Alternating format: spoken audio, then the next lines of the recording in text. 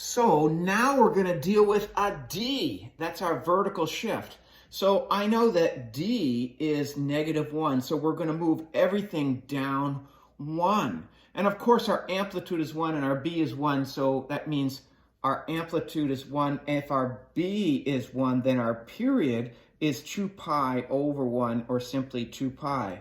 So when we're going to graph this, if this is our x and y axis, I'm going to draw in, this is not a horizontal asymptote, I'm just drawing in a guideline. And I know I'm still going to go max, 0, min, 0, max, from 0 to 2 pi.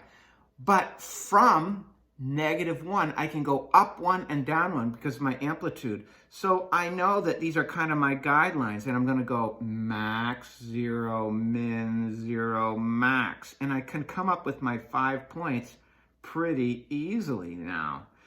Because my period is 2 pi, I'm over here at 2 pi, comma, 0 for my max. And here is 0, 0, the origin. Halfway would be pi, comma, now look, this was -1, here's -2. I'm at pi, comma, -2. Halfway between pi and our 0 line is pi over 2, comma, -1. So 1 pi over 2, 2 pi over 2, this must be 3 pi over 2, comma, -1. And our domain is all real numbers, from -infinity to infinity in interval notation. I'm saying this continues on and on, on and on, on and on in both directions. But our range now goes from a minimum of -2 to a maximum of 0. I'm looking here. Y is -2 all the way up to y is 0. My eyeballs scan from low to high, and I can include them, so I use my boxy brackets. Done, sir, done. Not too bad. So a little bit harder, but not too much if we're introducing D now. I'm looking at this. Y equals A cosine BX plus D.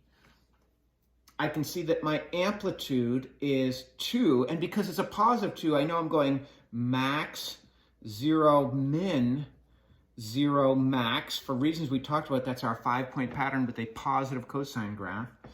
Our B is 1. That means period is 2 pi over 1, which is 2 pi. So we don't have a stretch or a shrink horizontally. We do have a stretch vertically by a factor of 2. And we're going to be up 1. So if I'm graphing this, I like to put in my guideline. Here is y equals 1. Now from there, I'm going to go up 2. So if this is 1, here's 2, here's 3. I'm going up to 3, and I'm going to go down to, and that's going to be -1. So my guidelines are sort of drawn in at 3 and -1. By the way, I can already tell you the range is going to be from -1 to 3. Hopefully you can follow along with that. Of course, our domain is unlimited. We're only showing one full cycle, but the domain is actually unlimited. So I'm going to go max, 0, min, 0, max. Now, when I say 0, I'm really, you know what?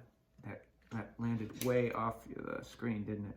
When I say 0, I'm really meaning the midline here because we're up 1. So max, 0, min, 0, max. That's a little better. And where am I finishing? Well, the period was 2 pi. So this must be here 2 pi. So our point here is 2 pi, comma, 3. And this must be 0, comma, 3.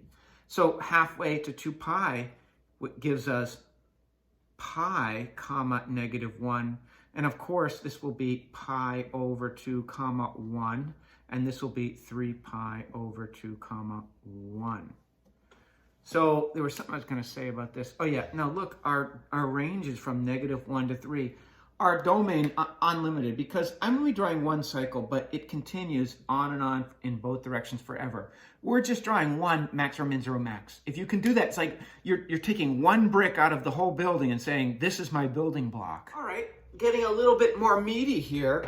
Our amplitude of course, is 3. But because we have a negative on the outside, instead of being max or min 0 max, we know it goes min 0 max 0 min. And that means we have two transformations right here containing this negative 3. One is a vertical stretch by factor of 3. Our amplitude for the parent function is 1. Now our amplitude is 3. And we're reflecting over this horizontal x-axis. So that's why our max becomes min and our min becomes max.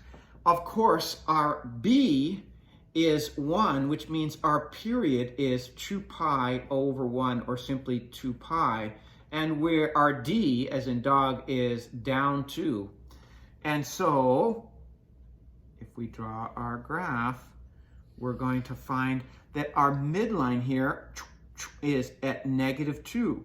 Note, because I have an amplitude of 3, from negative 2, I'm going to go down negative 3, negative 4, negative 5, and from negative 2, I'm going to go up a 1, a 2, a 3, to put me at negative 5 and 1. Now, I can already tell you my range is going to be from negative 5 to 1 inclusive. Here is my midline at negative 2, and I'm going to draw a min 0, max 0, min. Min 0, max 0, min. So there is my one cycle, or one wavelength. When I say that, I know my wavelength is 2 pi. So I drew one full wavelength from here to here. That repeatable unit is going to continue on and on and on and on forever. So if that's the case, that puts us here at 2 pi. So this is 2 pi comma negative 5. This has got to be 0 comma negative 5. Halfway between 0 and 2 pi is pi comma 1. So this must be pi over 2 comma negative 2. And this must be 3 pi over 2 comma negative 2. Our domain, well, this continues on and on forever in both directions. And our range, we have a minimum value of negative 5. That's the y value for the range, and a maximum value of 1. That's the y value for the range. So I can say from negative 5 to 1. Done.